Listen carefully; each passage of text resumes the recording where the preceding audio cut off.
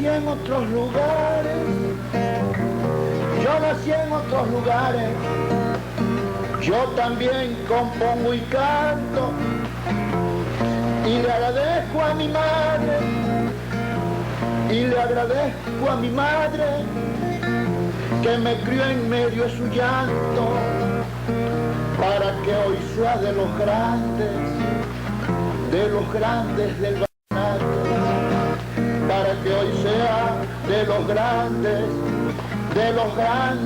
del vallenato. Compadre hermano Marín, yo quisiera que en este programa tan importante usted le contara a nuestra gente, a los amantes de la música vallenata, cómo fue nuestro encuentro. Bueno, compadre, yo pienso que el encuentro de nosotros fue como el encuentro de una letra de canciones, porque yo soñaba con ser compositor, allá en mi pueblo, en el Tablazo. Yo oía sus canciones y yo decía, yo tengo que ser amigo de ese señor, tengo que ser amigo de Sergio Moya, porque la letra de sus canciones reflejaban su verdadero sentimiento, y yo creo que tengo su propio sentimiento. Eso me llevó a buscarlo, y fue así como en el Festival del Retorno en Fonseca, cuando supe que usted iba para el Festival del Retorno, yo me fui del Tablazo para el Retorno, y cuando lo vi subido en la tarima, yo me subí por encima de la policía y de todos los que estaban allí, y me le paré delante y le dije, acuérdese, usted es Sergio Moya, y me dijo, y usted Hernando Marín, y nos abrazamos. Esa fue la forma como Sergio y yo nos conocimos. Nadie nos presentó. Yo preguntaba por él, y a él le decían que había un muchacho en el Tablazo que era compositor, que quería conocerlo. Al verme, inmediatamente me dijo, usted Hernando Marín, yo le dije, usted Sergio Moya. Ahí comenzó una de las amistades más bonitas de la gente que pertenece al folclore, como somos mi compadre Sergio y yo. Bueno, precisamente cuando yo llegué a Fonseca, invitado por la Junta del Festival del Retorno, muchos amigos me estaban comentando que había un muchacho llamado Hernando Marín que me estaba solicitando con mucha insistencia desde antes de llegar yo. Entonces me lo pintaron más o menos como era, y yo, por eso fue que cuando él subió a la tarima donde yo estaba haciendo de jurado ese día, eso fue por allá en el año 73, 74, sí, eso fue por entre el 70 y 72 por ahí. Por esos años. Sí. Entonces yo lo identifiqué inmediatamente por las señas que me habían dado. Yo sabía que había un muchacho buscándome. Y como dice mi compadre, ahí comenzó una de las más grandes amistades que hay quizá en el folclore vallenato. Bueno, para mí es inmensamente placentero encontrarme de nuevo aquí en San Juan del Cesar, y precisamente en la casa en donde está el kiosco parrandero de José Parodi Daza, nuestro gran amigo, en donde se protagonizaron, donde se llevaron a cabo muchas parrandas del Trío de Oro de la década de los años 70 en adelante.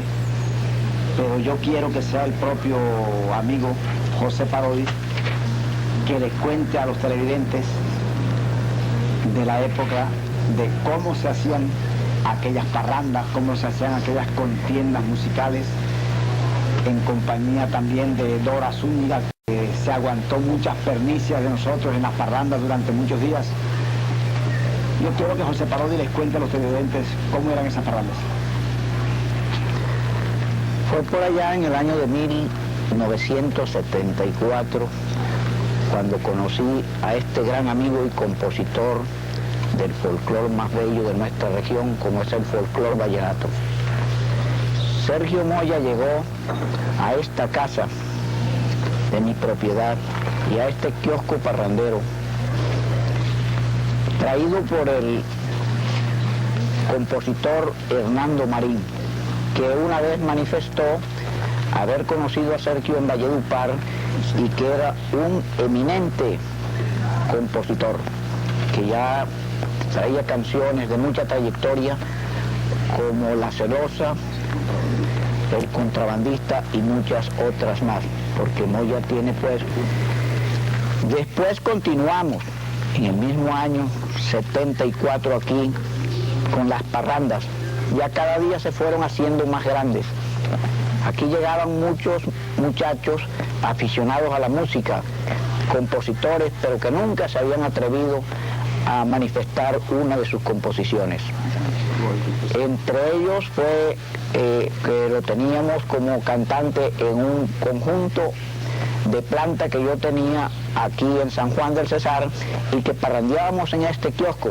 Cada vez que venía Moya, venía Marín, venía Máximo Móvil, llegaba por aquí Roberto Calderón, José Urbina, y ellos empezaron cuando eso. Fueron semilleros de este kiosco, Roberto Calderón, Juancho Roy. Aquí fue donde se dio a conocer por primera vez Juancho Roy, en una actuación que hizo delante de Isaac Don Durán, de Luis Fernando Morales, gente de la radio, y de el otro locutor famoso también que tuvo Radio Guatapurí, los cuales se encargaban pues de buscarle la promoción al artista. Bueno, yo vivía en el barrio Sicarare en la década del 70 y tenía que pasar por el barrio del Carmen para ir a Caracol, donde trabajaba.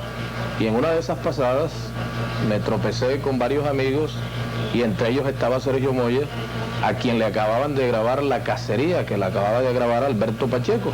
Ahí iniciamos nuestra amistad y ahí siguió mostrándome sus obras, El Contrabandista, y muchos temas que fueron grabados por los conjuntos vallenatos y las orquestas extranjeras.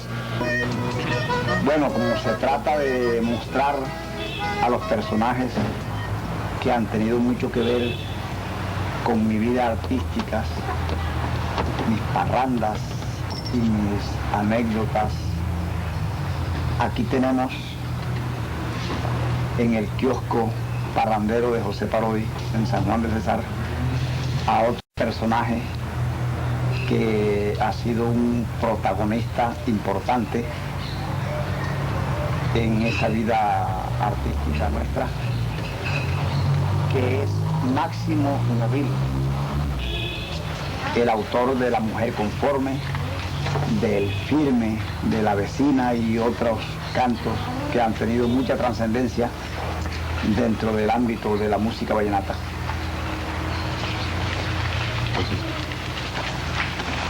Mi querido televidente, yo soy Máximo. Creo que uno de los amigos que han dado más con Sergio Moya Molina, mi buen amigo, como antes le he dicho en varias entrevistas, que es Sergio Moya Molina, el amigo que yo no tengo una queja, por eso le digo mi amigo magnánimo, porque es que en el recorrido de nuestro arte musical siempre se ven las cosas, por ejemplo, de la pequeña o grande ofensa entre los colegas, mientras que yo de Sergio Moya no tengo sino el mismo concepto. Una gran persona, tan buena en la calle como en su casa. Su compañera Juanita Fula, toda una mujer muy honesta, una mujer bien enseñada, bien adiestrada a esto, de la gente que sabe ir a donde Sergio Moya a parrandear con todo el respeto que tanto él como su señora se merece. Sergio Moya, compositor de muchas líneas lo digo así porque en épocas de nosotros, cuando digo así que la canción que lo caracteriza a él como un himno es La Celosa, canción esta que ha sido grabada, creo que por una vieja agrupación. Me contenta eso porque deja dicho y confirmo en esta entrevista que Sergio Moya es uno de los compositores grandes, porque quien hace una canción que la graba en 10 agrupaciones pues deja dicho que es un gran compositor. Fernando Marín, mi buen amigo también, en él era la reyerza, la pequeña reyerza, que llevándola a fondo no era que nosotros peleábamos, sino que semanalmente cada quien hacía una canción. Entonces si yo hacía una, entonces Sergio hacía otra y la quería hacer mejor y Marín quería hacerla el superior. Entonces eso fue lo que hubo. Pero un tú a tú de Sergio conmigo nunca, el asunto mío era con Marín, nosotros dos, que hubo ocasiones en que Sergio dijo, vea, déjense de eso, que eso les afecta. Porque queríamos seguir en cuando el Firme y otra canción que me hizo Marín por ahí, los amigos tuvieron que ver con eso y nos dejamos de eso, ahora somos unos buenos amigos y ya todo eso pasó y gracias a Dios de la Virgen seguimos siendo los mismos amigos. El Trío de Oro fue, pienso yo, que una pellizcada que le pegó el folclore a Beto Zabaleta cuando nos reunió los tres en un mismo disco y se le ocurrió decir que nosotros éramos el Trío de Oro, Sergio Moya Molina, Máximo Vil y mi persona, porque siempre en las parrandas estábamos juntos en una especie de controversia, de rivalidad mutua, que yo hacía una canción y si mi compadre la oía hoy, ya él mañana tenía una en respuesta de eso. Máximo Vil hacía lo mismo y yo no me quedaba atrás.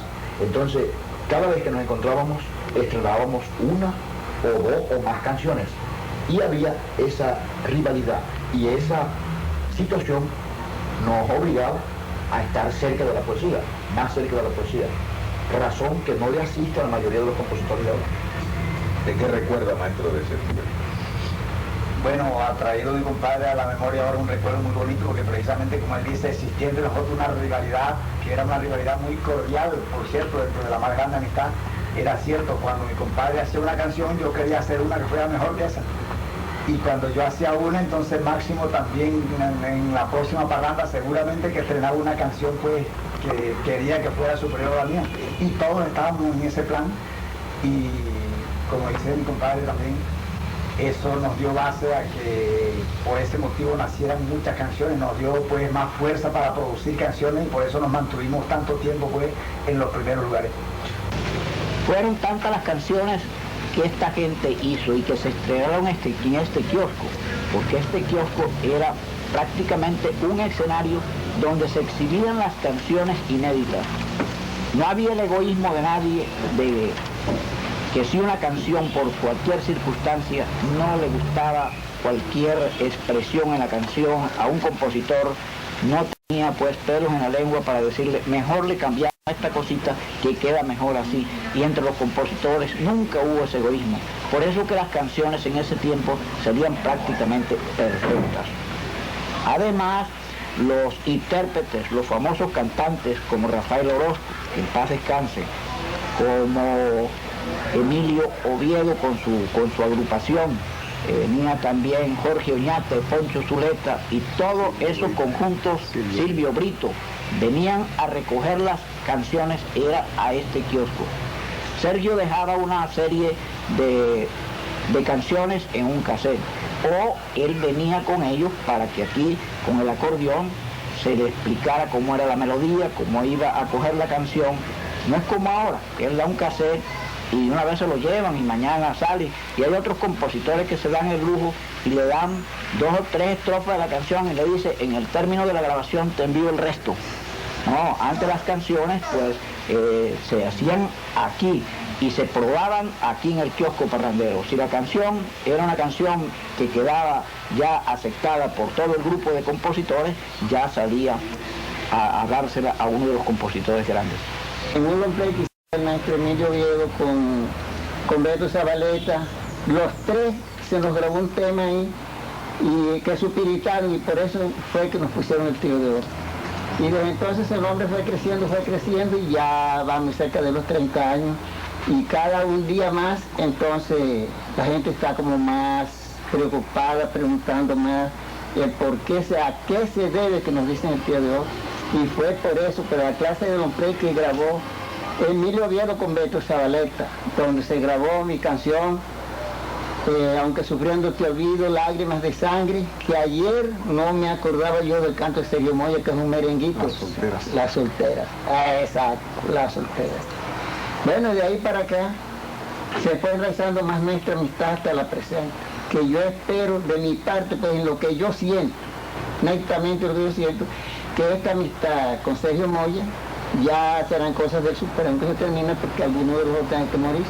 Yo no diría que una rivalidad personal, yo diría más bien que una rivalidad artística.